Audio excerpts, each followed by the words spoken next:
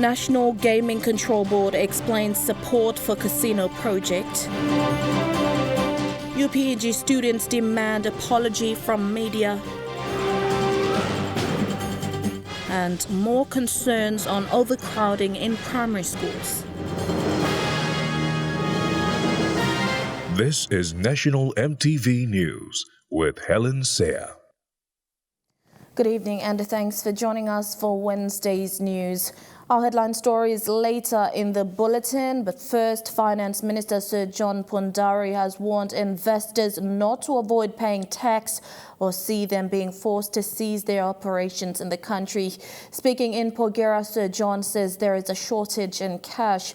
The Finance Minister says the country is stretched with greater demand for service delivery, however, do not have the necessary buying power.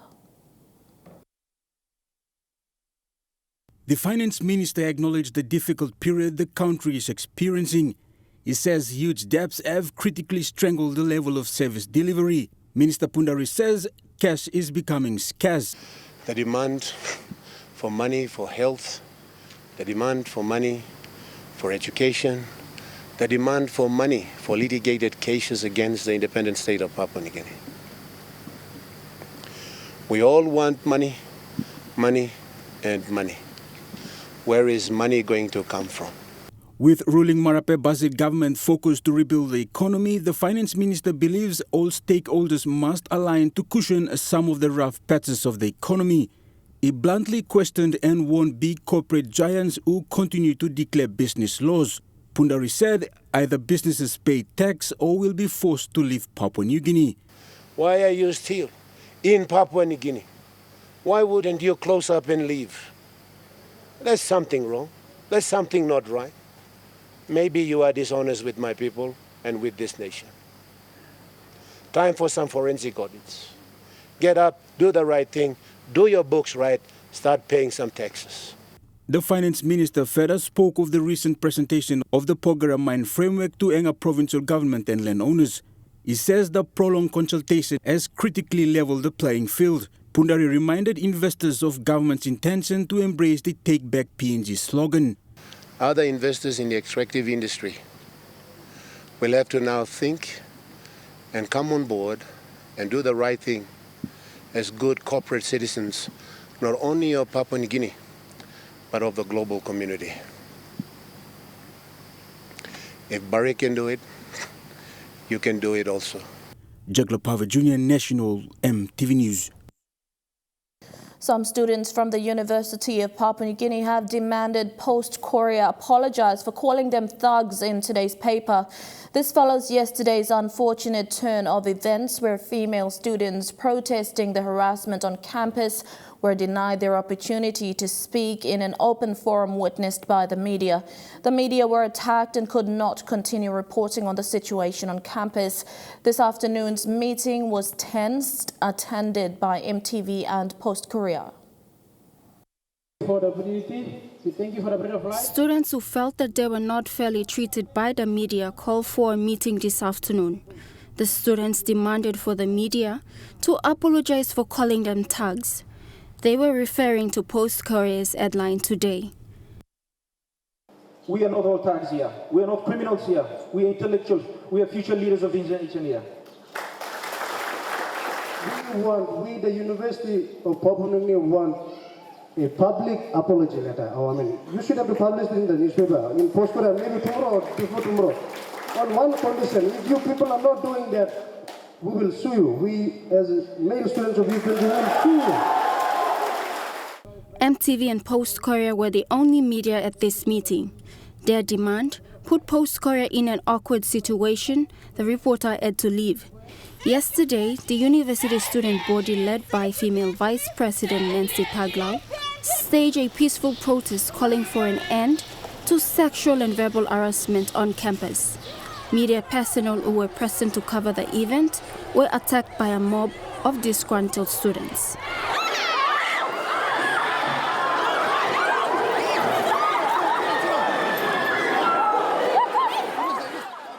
The incident generated overwhelming discussions on social media. many condemning the attack on the media and calling on administration to address the female students' plea for help.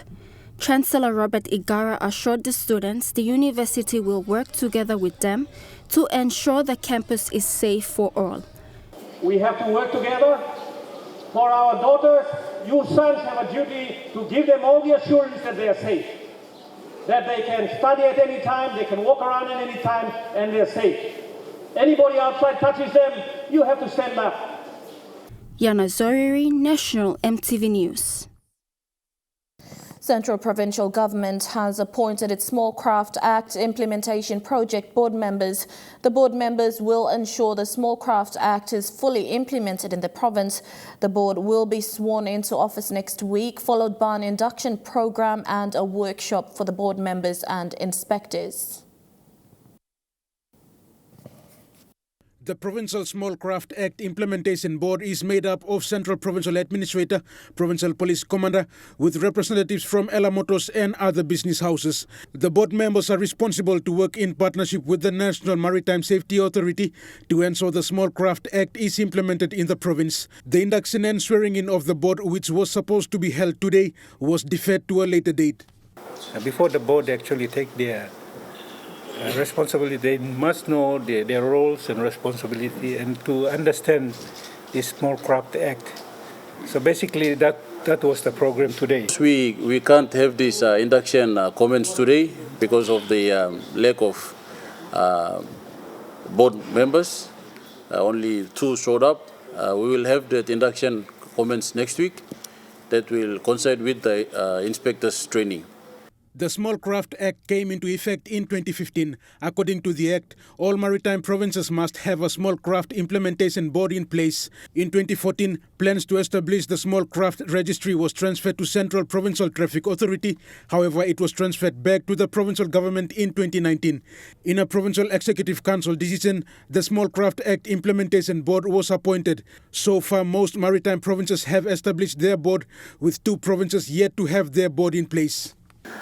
The requirements of the Act states that the 14 maritime province and the autonomous region of Bougainville must have a board that comprises of 5 members, and they must have a registry office where a registrar will be stationed and inspectors appointed so they can fully implement the Act.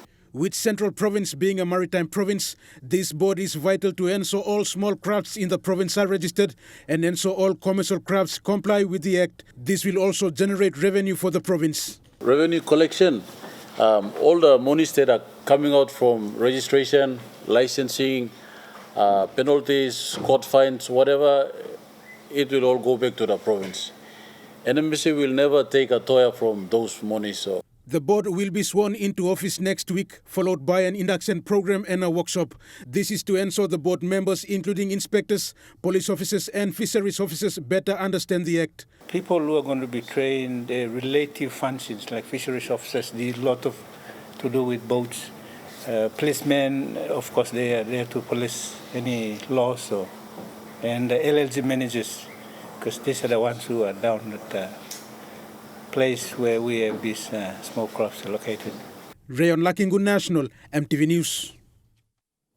You're watching National EMTV News. In the news ahead, celebrating World Food Safety Day in schools and overcrowding affecting students' learning. Those stories and more when we come back.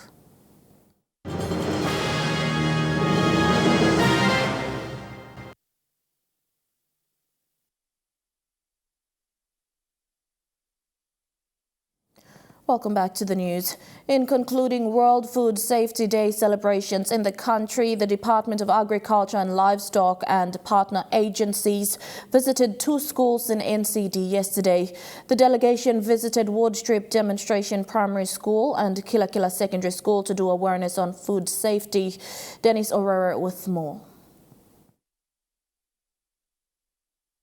Over 600 million people get sick each year around the world from consuming contaminated food.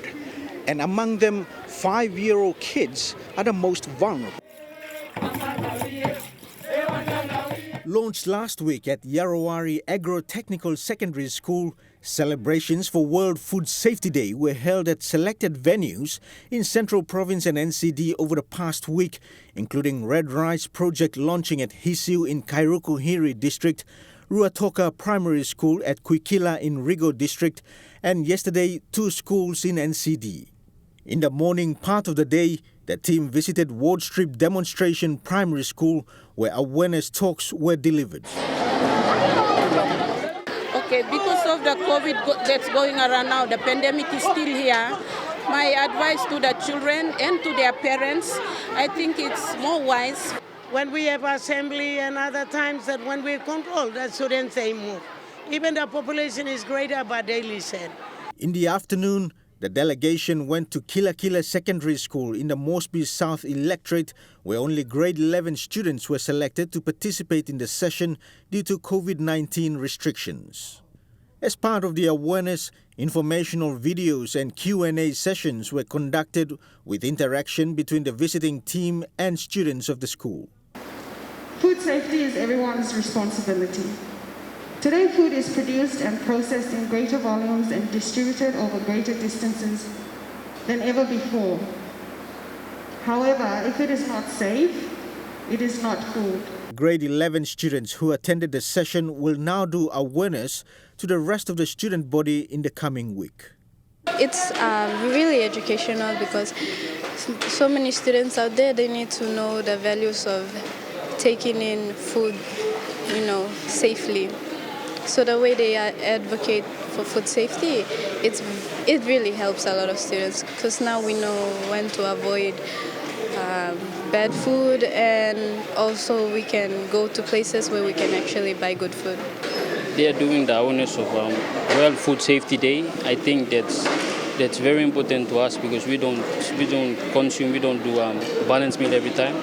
According to United Nations statistics globally, over 400,000 people die each year from consuming contaminated food. Therefore, as part of World Food Safety Day celebrations this year, the UN and relevant government agencies in PNG are providing awareness on food safety in schools like here at Kila Secondary School in NCD. Dennis Sorere, National MTV News. At Ward Strip Demonstration Primary School, there was the obvious overcrowding of classes. While progress on plans for expansion in terms of physical infrastructure is slow, the concern raised is that student learning is affected due to the high number of students per teacher. Currently, there are 60 to 70 in one classroom. Located along Godwin Street in Port Moresby, Ward Strip Demonstration Primary School currently has a student population of over 3,000 with only about 50 teaching staff available. This has led to overcrowding in most classes, but teachers give their very best in controlling the situation, which often works out somehow. Deputy Head Teacher Susie Uri spoke to MTV News on behalf of the school's head teacher and administration regarding the challenge. I want to say that we have 50 teachers in Ward Strip and 49 teaching staff, and a teacher makes 50. And we have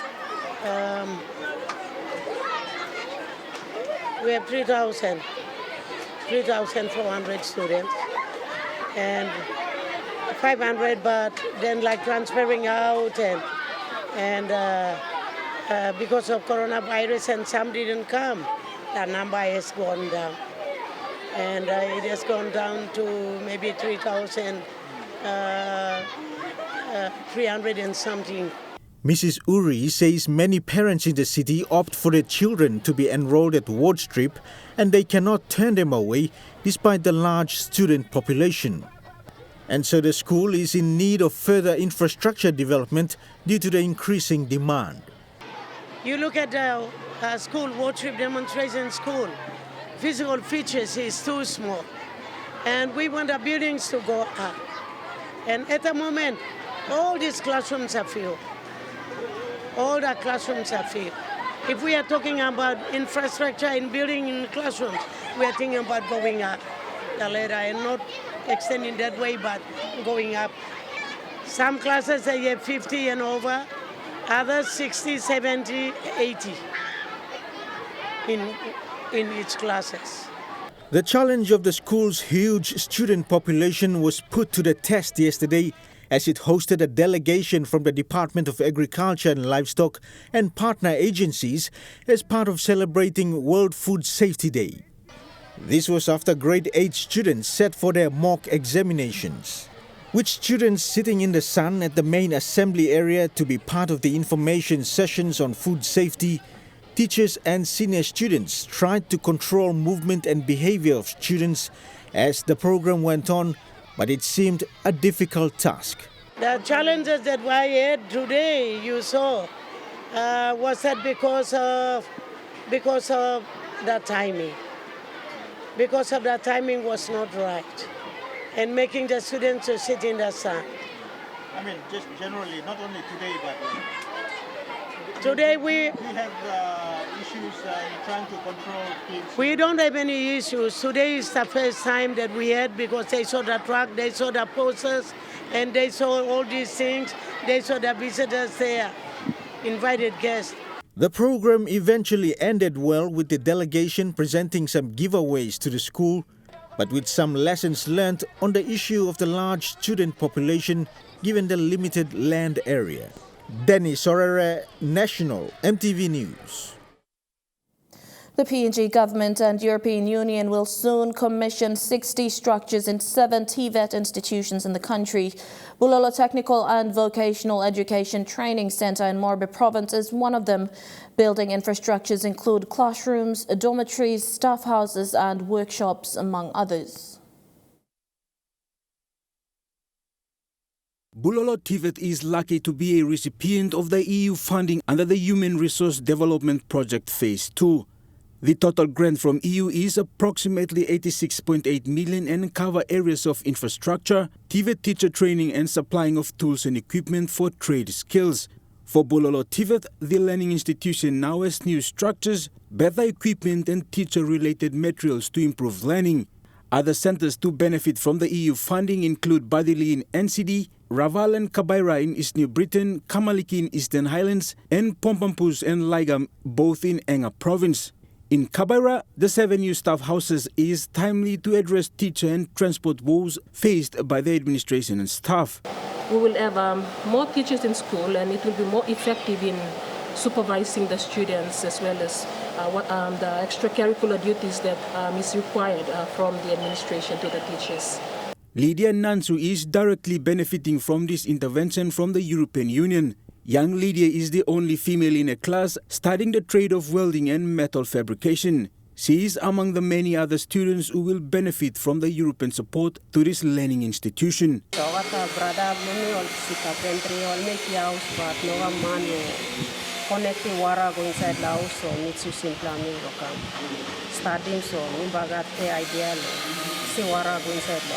The HRDP2 program is one of the projects implemented in the country under the PNG EU Development Cooperation. Jeklo Power Jr. National MTV News. Governor General Grand Chief Sir Bob Dadai has received annual reports from 2019 and 2020 from the Auditor General and the Public Solicitor respectively. These constitutional requirements cover recommendations and provide an overview of what each organisation achieved so far. From these reports, the cutback in funding support from the national government continue to affect programs planned for the respective years. And then once the report is done, then we submit it to the Governor General. And Governor General, because Governor General then he will send this report to the Speaker, and the Speaker will use this report to table in the Parliament. And so people, Papua New Guinea, the members would know what is happening. Auditor's office must also be transparent. In this report is basically matters concerning operation, the assets of the office and also the funds that is provided by government to enable the public solicitor and his lawyers to provide legal aid to our people as well as recommendations on what needs to be improved. The National Gaming Control Board has responded to objections raised by churches in PNG in regards to the recent announcement of a proposed casino project. NGCB responded by outlining its support given to the churches, costing about 25 million kina since 2007 to 2021. 6 million in the last... It's been 2 weeks since the announcement for a proposed casino project, a contract signed between the National Gaming Control Board and the Pagail estate. Many people have raised concerns regarding social issues related to gambling. Churches have argued that building of the casino industry will contribute to social problems in the community. Dangerous developments that are happening that is contrary to our belief system in the Word of God. A lot of things are associated with these venues and these facilities which we cannot really define as Christians. So these facilities are quite dangerous for families. The National Gaming Control Board says it appreciates concerns raised by churches. Chairman Clemens Kanau has defended the board's decision, saying NGBC has supported the churches in PNG through its Give Back program. According to NGBC, it has spent over 25 million kina to support education, health and other programs through churches. Kanau says with the casino, there will be more support to the churches. Since 2013, Gaming Board has donated, has funded, if you like, a huge 25 million kina to churches of this country. While the project is set to create employment for people and generate revenue for the country, PNG Trade Union Congress is supporting the call to introduce casino industry in the country, as this will create opportunities for people. We think that more should be said about the positives that will come out of the casino project that is being proposed. We believe there is immense potential for job creation. We believe there will be quite a number of fair amount of jobs that will be created for the market, and that is how something that we will stand on to support this initiative by the Gaming Board. We need to create opportunities. Transparency International is concerned about the highly involvement of illegal activities in the casino industry. Chairman Peter Aitzi says the regulation system in the country needs to be improved to detect such illegal activities like money laundering. UPNG last week made statements around the impact of money laundering. And where we have weak government systems, where we have weak governance systems, money laundering and illegal activities can take hold. Casinos, as we know around the world, have been hubs of illicit activity, illegal activity, and particularly money laundering, where criminal gangs and individuals are able to move money within these casino networks without the oversight of regulators.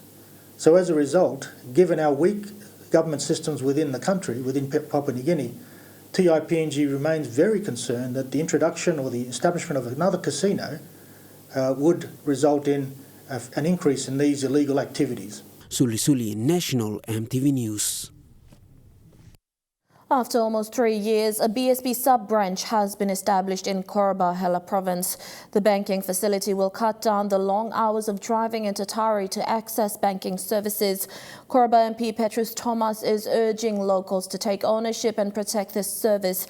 Final checks of the Koroba BSP sub-branch will be done before a soft launch is done by stakeholders. According to the Koroba Kopiago District Development Authority, banking is essential and providing such service back in rural areas is convenient and crucial for all stakeholders.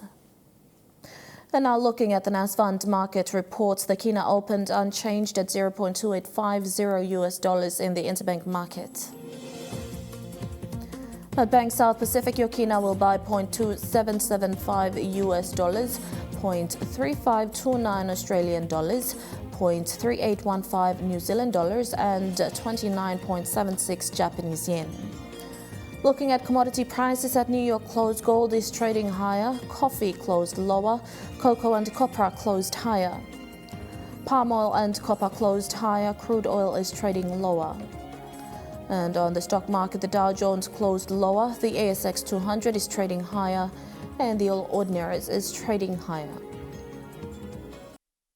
And back home now, a delegation including the Minister of Environment, Conservation and Climate Change were in Gambok District, Chimbu Province yesterday to end events marking World Environment Day. This year's celebration started on Carteret Islands in Bougainville, the first in the Pacific to experience climate change, and has now ended in Chimbu Province, home to Mount Wilhelm. The main message was for people to conserve and protect the environment. The closing of the nationwide World Environment Day celebrations was held in the Kundiawa Gambok district yesterday because of the involvement of the locals in addressing climate change by conserving the environment. The district is the home to the highest mountain in PNG, Mount Wilhelm, which has the Wildlife Conservation and Nature Park. Environment, Conservation and Climate Change Minister Wera Mori says climate change has caused urban drifts and immigration and has affected agriculture, and food security is paramount.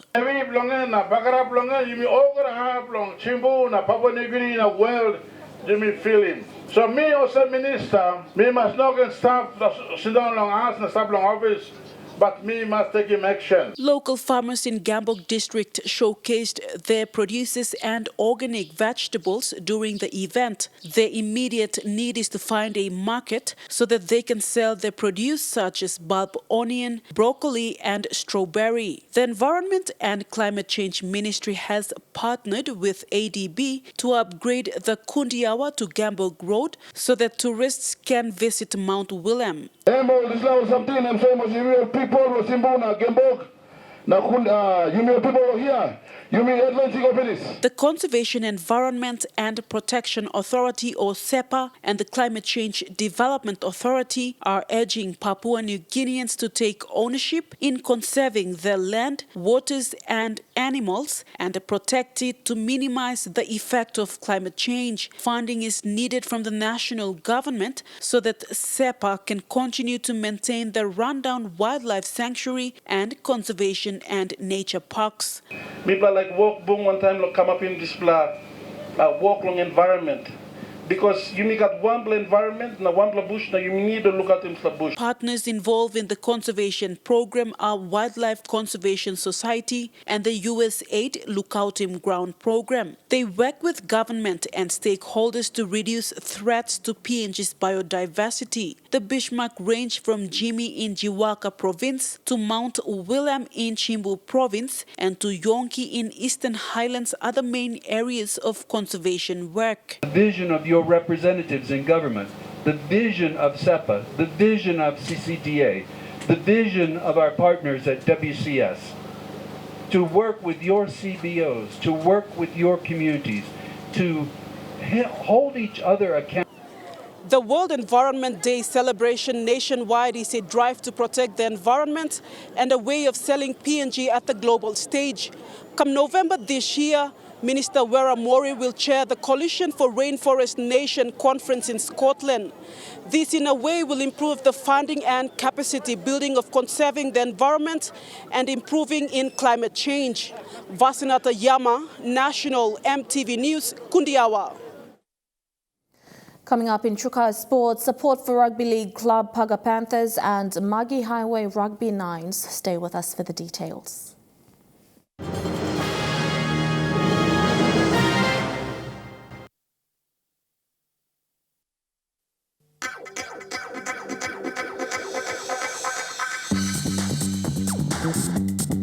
Trukai Sports.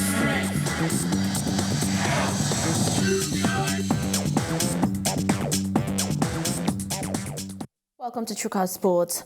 The Paga Panthers Rugby League Club today were presented 3 sets of jerseys by their sponsors Sanctuary Hotel and Rapaport Plantation Resort. The Paga Panthers was founded in 1949 and is a foundation club of the Port Moresby Rugby Football League. The Paga Panthers Rugby League Club is one of the oldest rugby league clubs in the country. Founded in 1949, it is one of the foundation clubs of the Port Moresby Rugby Football League. The team is now sponsored by the Sanctuary and Rapopo Plantation Resort and Hotel and have been boosted with 3 sets of jerseys for the year. One of the most successful clubs in the Port Moresby Rugby Football League, they have been producing consistent players in the Digital Cup competition. At this modern day and age, into the intercity competition and into the Kumuls and Hunters. So we continue to do that over the years. In the last 20 years, we've been doing that. We've got a lot of our players in the Hunters, in the Kumuls, and out throughout the Digital Cup competition. Paga Panthers supply a lot of players. In any given year, we lose up to 13 players in any given year. Between 10 and 13 players are picked by different franchises to play for them in the Digital Cup competition. Being in existence for more than 70 years, a lot of prominent PNG Kumuls players have played for the club, with patron and former Kumul Richard Wagambi naming some of the greats, like current Kumuls coach Michael Marum and Marcus Bai. Yes, from Paga Panthers, well, we've got a Kumul coach standing here. He's also Michael Marum from Paga Panthers. We've got Marcus Bai, we've got Joe Sipa here, we got Jesse Joe Parker, we got Roger Laka, we got Stagra Ramian, we got Charlie Simon, and the list goes on. Yep. Of course. Yours truly. It has been a struggle for the team to find sponsors over the past years, but president of the club, Jacqueline Wagambi, says they have dug deep into their own pockets to support the team for the past 20 years. Over the last 5 years, we've written to so many corporate clients, but none of them have come good. And we have really struggled. My husband and I have been doing over the last almost 20 years now, and we've dug into our own pockets to sponsor the club.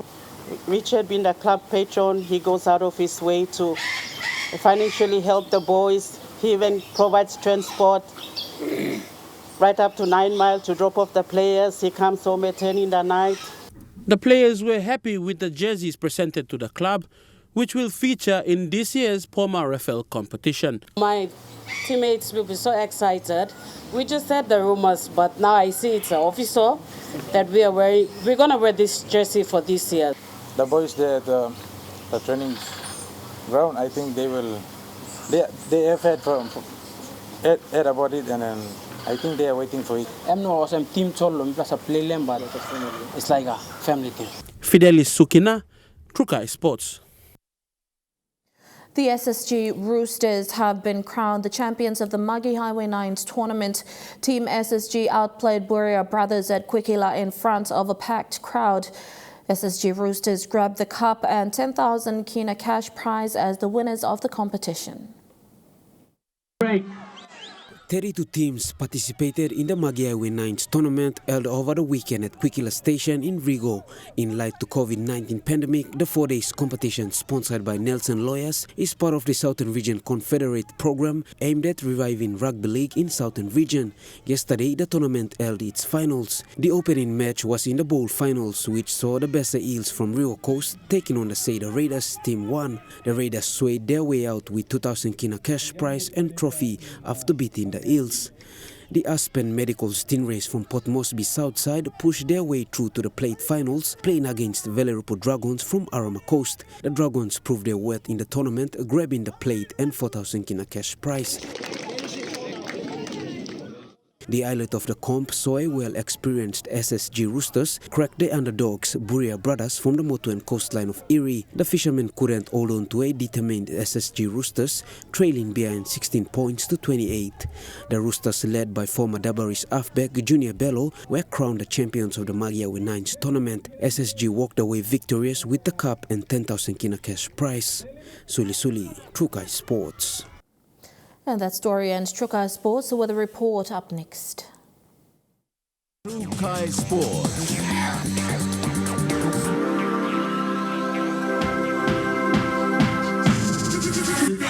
Trukai Sports.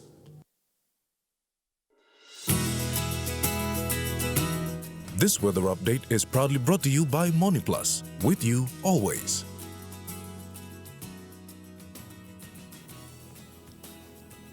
A look at the weather forecast for tonight and tomorrow in the southern region. Cloudy tonight with rain drizzles at times in Port Moresby and Popondetta. Overnight rain showers, then cloudy weather in Taru, Kerema and Alatau.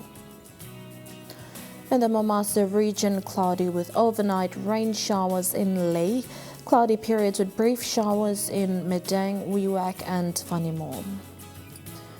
In the New Guinea Islands region, cloudy periods with a few showers in Lorengau and Kavieng, brief showers, then cloudy weather in Kokopo, Rabaul and Kimbe, and mostly fine, though partly cloudy in Buka. And in the Highlands region, overnight rain drizzles, then morning fog right across the region in Mount Hagen, Goroka, Kundiawa, Mindi and Wabeg. Forecast for small crafts for the next 24 hours. Waters of southern PNG Indonesian border through Torres Strait and Daru to Kiwai Islands. Seas of 0.5 to 1.5 meters. Waters of Kerema and Gulf of Papua to Yule Island and Hood Point to Samari Islands, with waters of Samari Islands to Cape Vogel and eastern and western Milne Bay Islands, including waters north of Cape Vogel to Huon Gulf and Finschhafen, with waters of Long Island to Medang and Wewak to Aitapa and Vanimo, including the northern PNG Indonesian border, with waters of New Ireland to East New Britain and Bougainville, and with West New Britain, seas of 0.5 to 1.3 meters. Waters of Finschhafen through Vitiaz and Dampier Straits to CRC and Long Island, seas of 1.5 to 2.5 meters, and waters of Manus and its western group of islands, seas of 0.5 to 1 meter.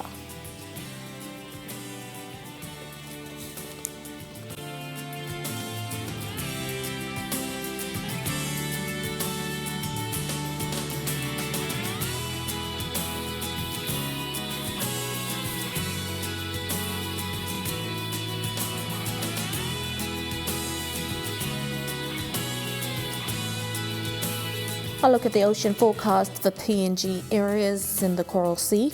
Seas moderate with southeast winds at 15 to 20 knots. In the Solomon Sea, seas light with northeast easterly winds at 10 to 15 knots. In the Bismarck Sea, seas smooth with easterly winds at 5 to 10 knots. And in the Pacific Ocean, seas light with northeast to easterly winds at 10 to 15 knots.